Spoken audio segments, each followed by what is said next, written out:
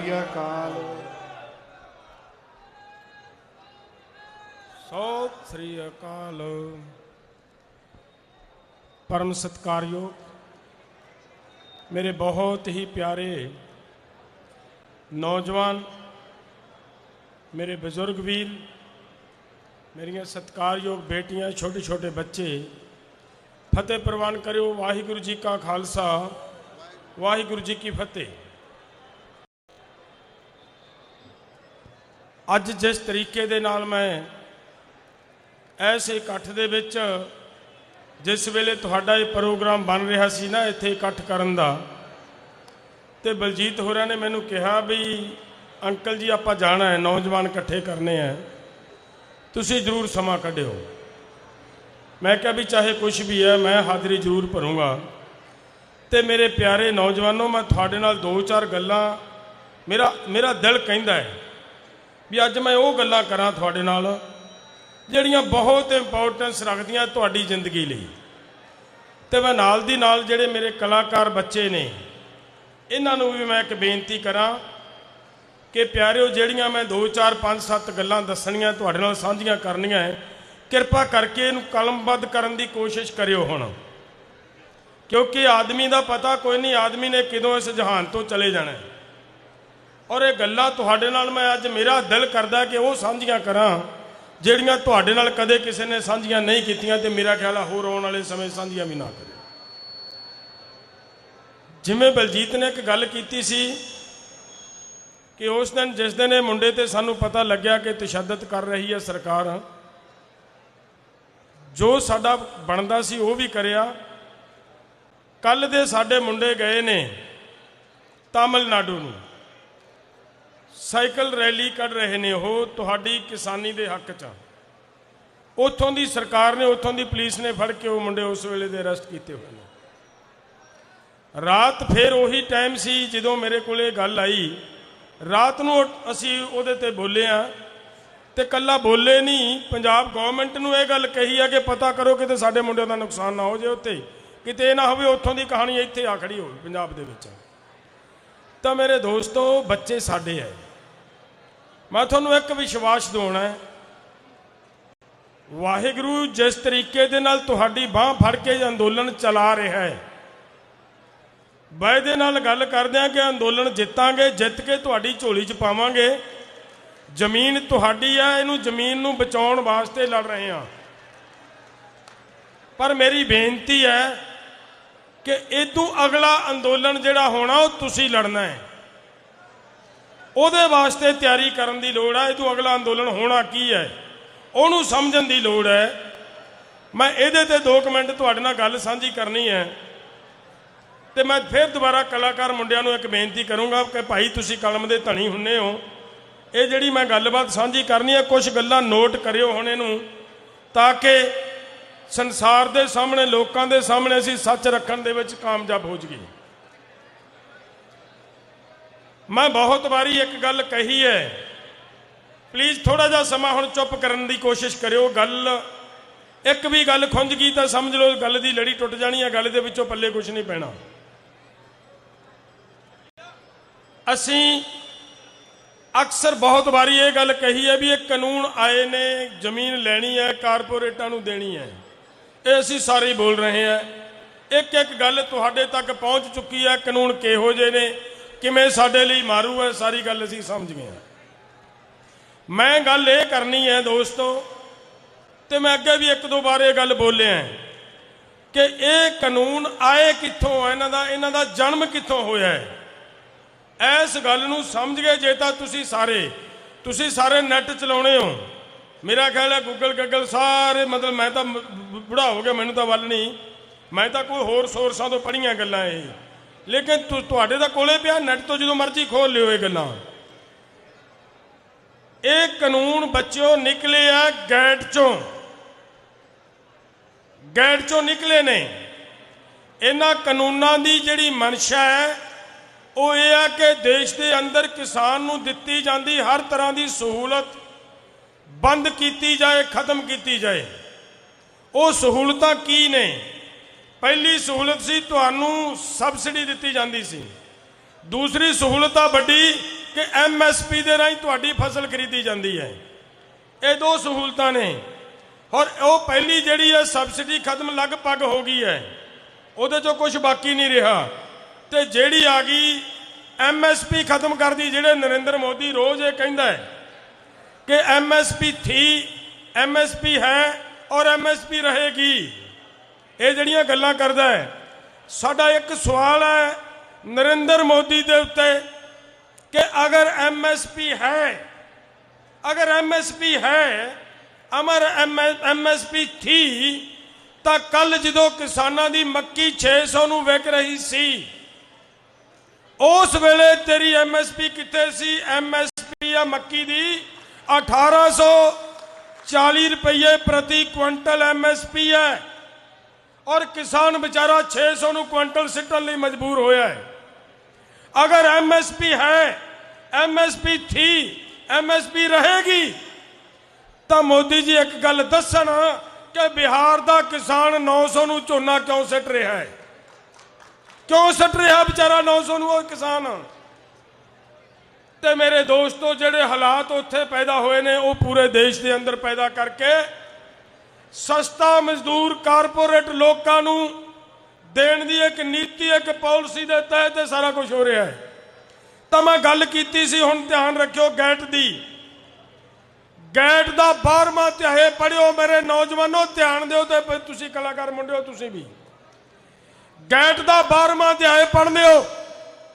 उहदे च लिखिया है कि किसानों नूं दित्ती जांदी हर तरह की सहूलत बंद करे भारत सरकार, और उस आधार के उत्ते गैट के अंदर WTO के अंदर केस पाया अमेरिका ने तुहाडे ते भारत के उत्ते कि भारत अपने किसानों को MSP देनी बंद करे। हुण सवाल इस गल नूं समझण दी लोड़ है कि उस गैट दे विच होर बहुत कुछ है जिहड़ा तुहानूं पूरे देश नूं गुलाम बनाउण दी नीयत नाल, नीति नाल आया है। गैट का इक्को ही निशाना है कि इत्थों दे सारे कुदरती सोर्स, कुदरती सोमे कारपोरेट लोगों के कब्जे चले जान, और आ जिहड़े लोग ने ये मजदूर बन के सस्ती मजदूरी करने लई मजबूर हो जान। इक्को ही निशाना उन्हां दा, इस तो सिवा और कुछ नहीं है। हुण सवाल इत्थे पैदा हुंदा है कि अगर एडा माड़ा गैट की एक गल होर समझ लो, तुहानूं होर पता लग जू भी किड्डा माड़ा है।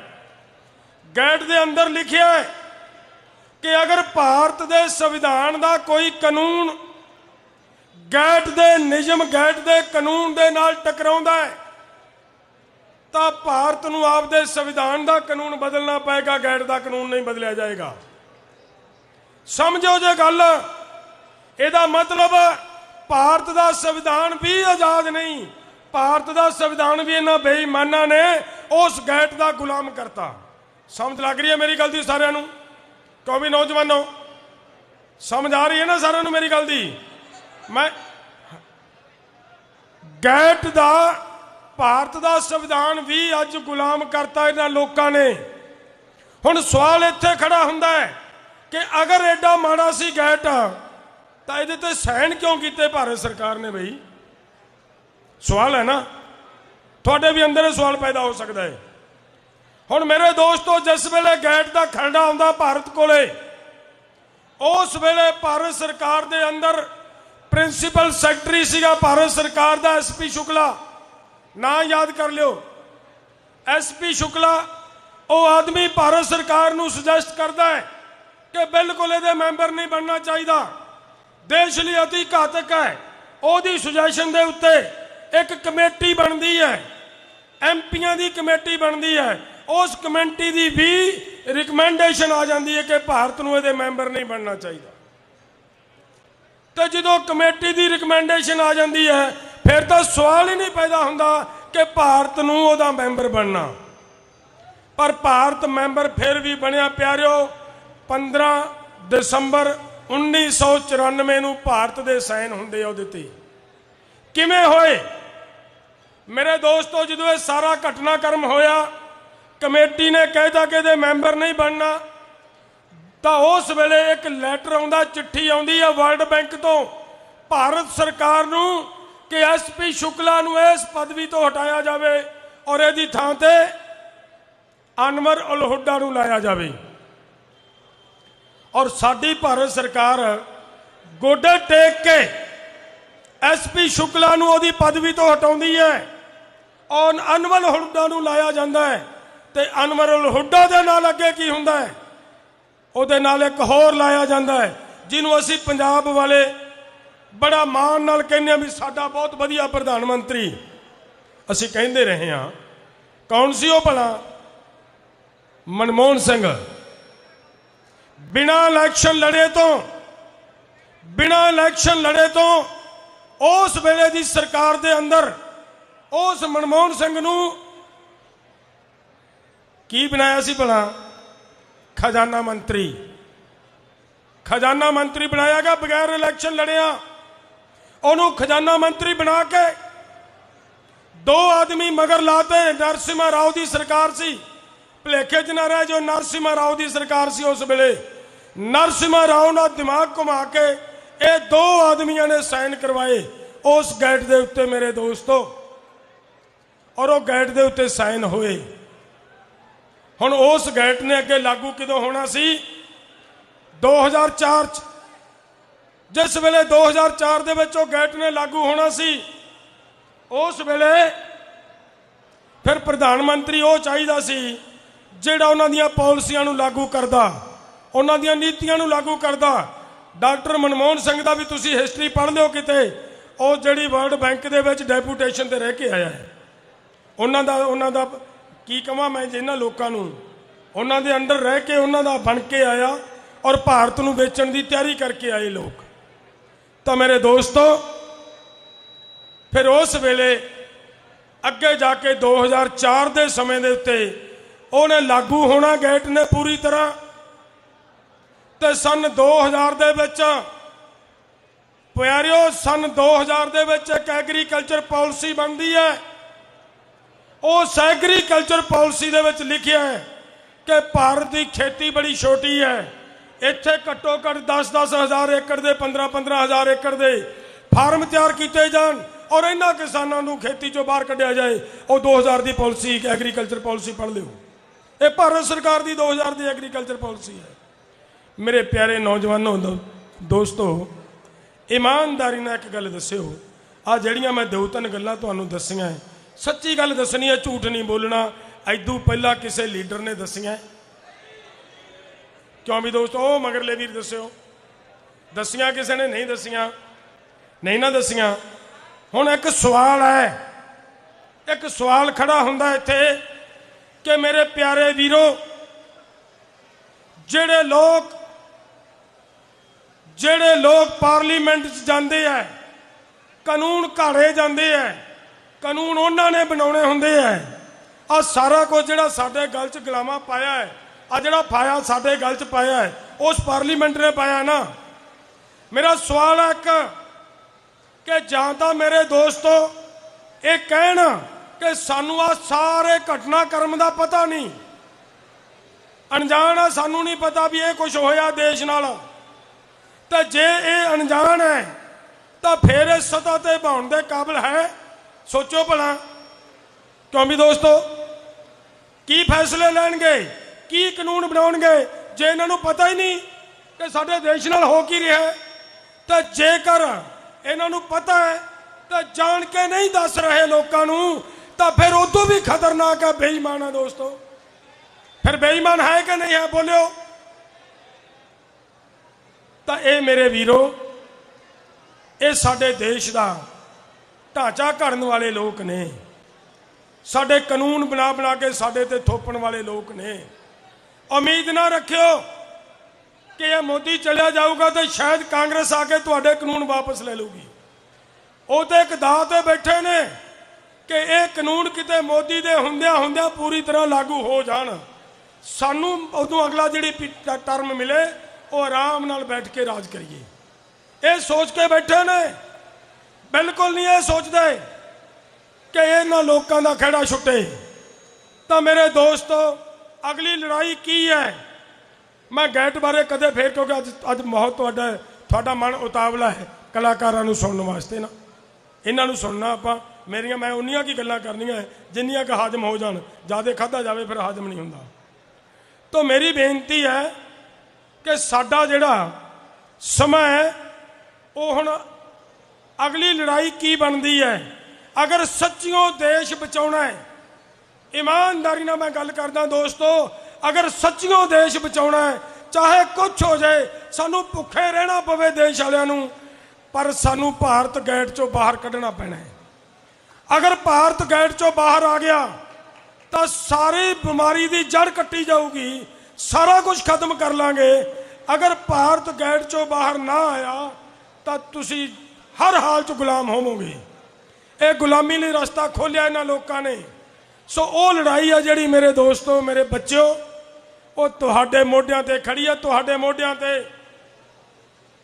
अगली लड़ाई तुसी लड़नी है। असीं किन्ना चिर लड़ाइयां लड़ लांगे।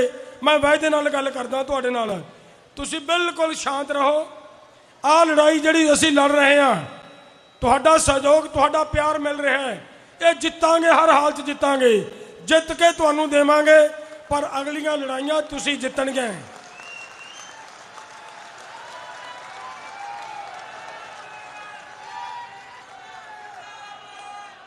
इस तो अगलियां लड़ाइयां नौजवानों वो तुसी लड़नियां ते तुसी जितणियां। बल सीख लियो। बस एक गल दा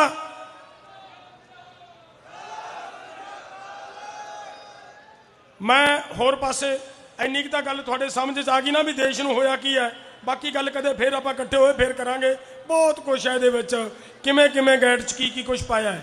मैं एक गल दसां यार, एक गल ते यकीन कर लियो कि मैं भी एक दिन तो थोड़े जिड्डा होऊंगा ना,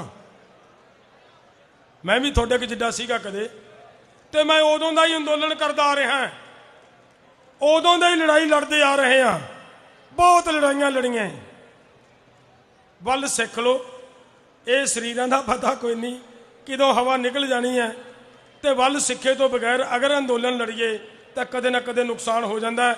मेरे भी जे किसी उस्ताद ने मैनू सिखाया तो एक गल सिखाई है कि कदे भी अंदोलन नूं हिंसक नहीं होण देना।